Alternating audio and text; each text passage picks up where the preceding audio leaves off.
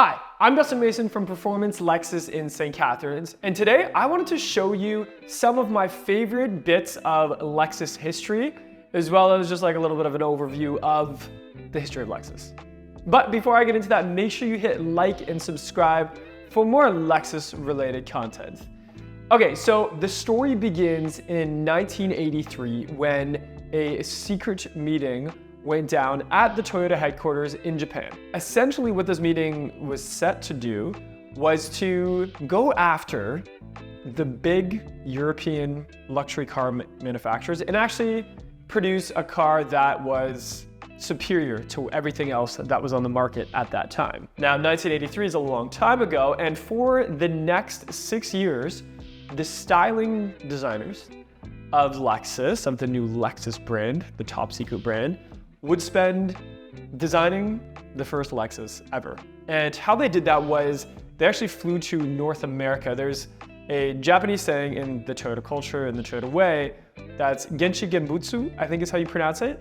And what that means is go and see. And what better place to do that than the biggest luxury car market at that time, and probably still today, the United States of America. So the designers went to America, I think Los Angeles or California to be exact, and spent that time designing a car that not only was aerodynamic, but also stylish, and they needed to make sure they could see it on the roads, or see what the roads look like in North America, how the other cars looked, how the houses looked, how the curbs looked, how the concrete looked, all of those things, to be able to design the styling. And sort of the saying or the motto at that time for Lexus was the relentless pursuit of perfection. And that theme sort of carried on for that first initial car. And switching gears over to the engineering side, after the styling was done and clay models and all of that stuff, they took that same approach for the relentless pursuit of now the mechanical bit to build that first prototype. And thousands of engineers, thousands of technicians, thousands of mechanics, everybody got together to make the first working prototype, which had to be smooth, reliable. In fact, it had to be so reliable that after 80,000 kilometers, it had to drive like a brand new one. And in the 80s and even into the 90s and sometimes even today, that is a tall glass of water to fill. I don't know if you've ever seen the first Lexus commercials of the glass of champagne sitting on the hood of the running LS at like 100 kilometers an hour or something like that. That was the level of perfection that they were relentlessly pursuing. And even the fact that they came to Canada in 1987 with from what I can understand, like an LS, but it was hidden as a Toyota Cressida at the time. They brought it to Canada to test it for 2 winters in the snow, the ice, to make sure it would run good, to make sure there was traction and braking and tires and all this other stuff. Okay, let's fast forward because the LS takes up so much of the history. The LS launched. Again, no one knew what it was gonna be. It was like close to $100,000 or something like that. And right away, there was something detrimental to this brand new brand. And that was a recall. There was something wrong with the cruise control. You couldn't disable it maybe from like tapping the brake or something like that. I can't remember. And Lexus had to be like, okay, well, we said in our covenant, which look up the Lexus covenant if you haven't already, we will do it right from the start. So Lexus had a decision to make. How do we handle a recall on our first cars? So what they did was they trained all the dealerships at the time, not only how to fix the recall or the problem with the car, but also how to deal with the guests and make them feel special at the same time. So all of those first Lexus models were recalled to the dealership. They were valeted.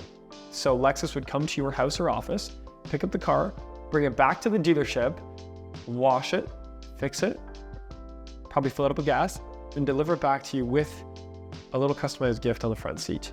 And here's a great example of a company that, instead of taking something bad or something bad happening and using it as a way to prove their integrity and to show the consumers that if anything ever happens, we're gonna take care of you.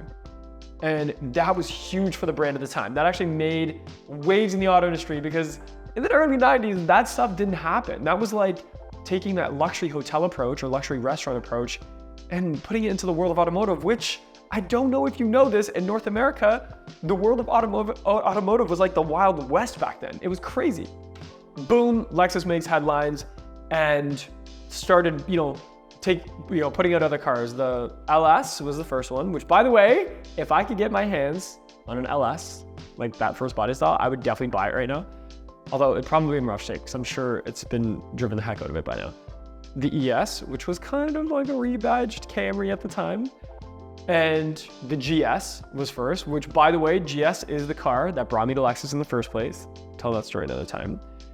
And then, the CT, the RX, fast forward to the NX, all this stuff, right? But the performance aspect is another cool story. So in the late 90s, I think it was, there's this story that they were the CEO of Lexus, I don't know who it was at the time, I don't think it was a Keo, it would have been whoever it was at Pebble Beach unveiling the new RX, 1998, 1999, something like that. And apparently there was an automotive journalist there who was maybe a little drunk, something like that. And the automotive journalist said, I have a question for you. When is Lexus gonna make a car that's not boring? And the CEO at the time was like, what? Like, what are you talking about? And the way it went down was the CEO didn't know that the rest of the world, or maybe North America, thought of Lexus cars to be boring versus those other European brands. And the story goes that that CEO flew back to Japan and ripped through headquarters, ripped through the factory, all stuff was just yelling, never boring, never boring. And that's where the F lineup came in. And more importantly, the birth of the idea of the LFA, which took a long time to make. So for the next 10 years, I think it is, Lexus started designing the LFA, the supercar, which I can probably call like a hypercar at this point. And lots of engineering, lots of money put into this development of this car. And after 10 years, they realized that they were already designing an aluminum body car, but now carbon fiber was starting to come into the development of other areas. And they scrapped it and decided to build it in full carbon fiber. Now, the cool thing about this is at that time, you couldn't build three-dimensional carbon fiber, like for the frame and for those pieces. They actually had to design a machine to design the material, invent a machine to invent the material to invent the LFA. And it's really cool because what they did was they designed this loom. So the Lexus loom, which is a homage, a really cool homage or parallel or intersect, foreshadowing, intersect of the Toyota way and how Toyota was invented as a brand, which rewind, Toyota was actually a loom company before it was a car company. And they designed this really cool way to make textiles very high quality with no problems, and then they use that manufacturing to build cars. That's a whole other story. That's the history of Toyota. So Lexus used a loom to build the LFA, to build the material to build the LFA. Fun fact, some of the carbon fiber that we see in things like RCF and like other carbon bits, it's said to have come from that loom, which is cool. So there's the loom. So the LFA launches with a V10 designed and honed by Yamaha. Very fast car, sounds like it's nothing I've ever heard in my entire life.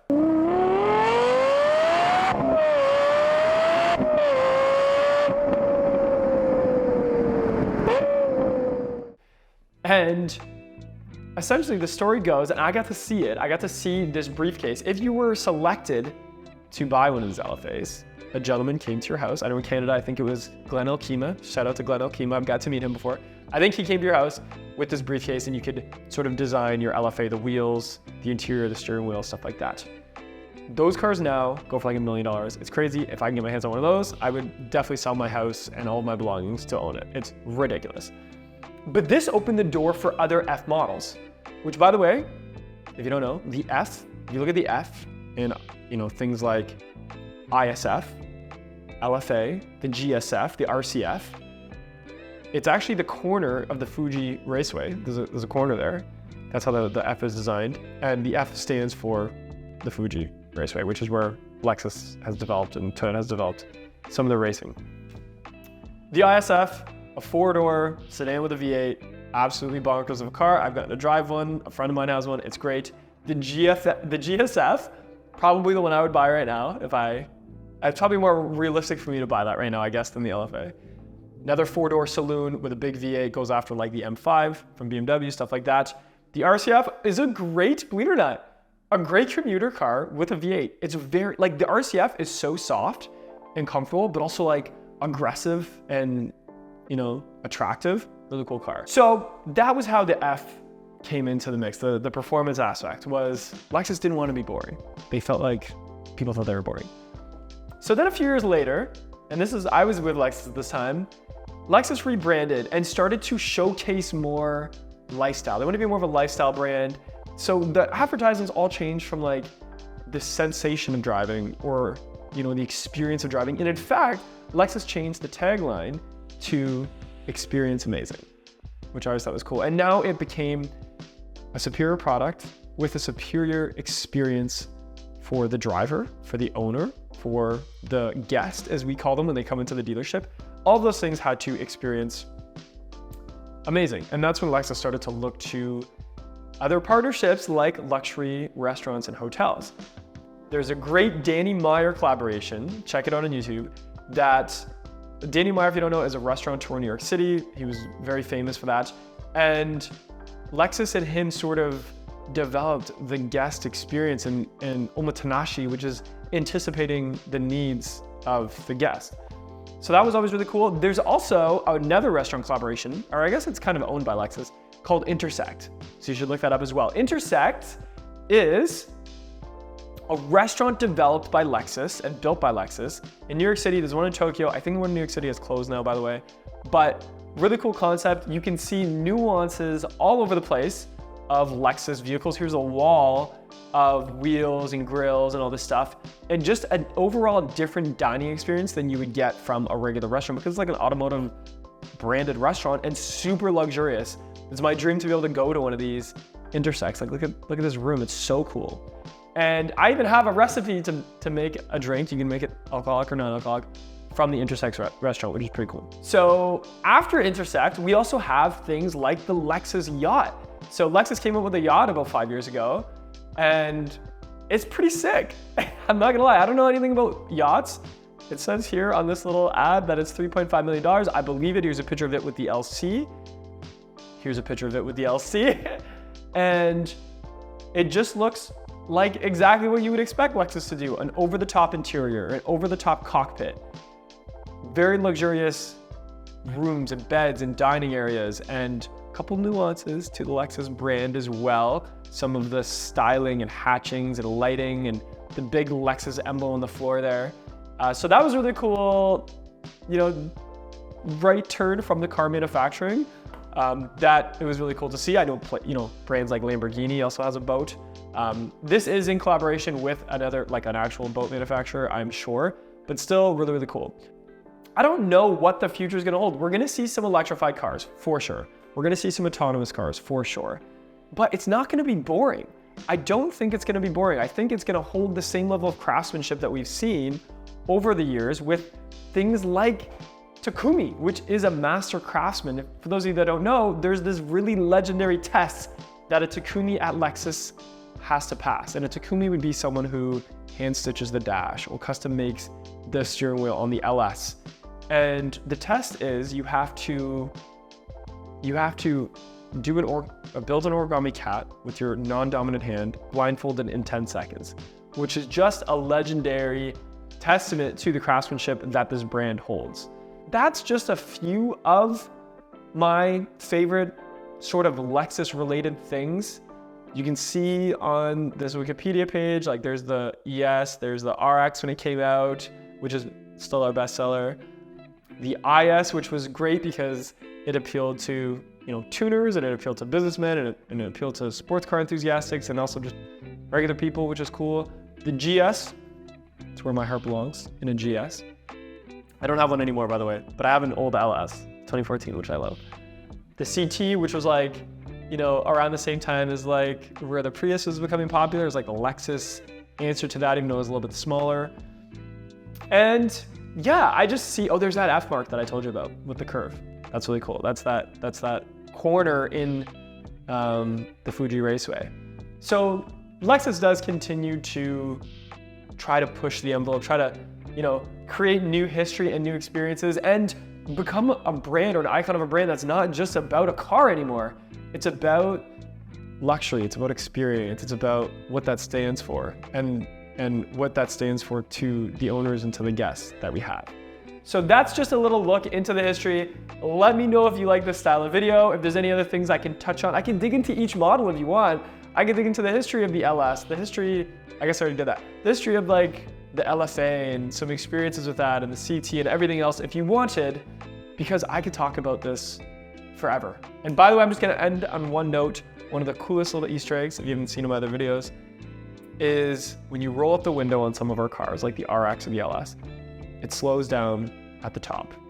And that's a little bit of a homage to the tea ceremony in Japanese culture that Lexus has hung its hat on over the years, and how in a tea ceremony, when you're shutting the door, you slow down at the end. And then that is very omo-tenashi of them. So, thank you for watching this video. I'm Dustin Mason from Performance Lexus in St. Catharines, and I'll see you in the next one.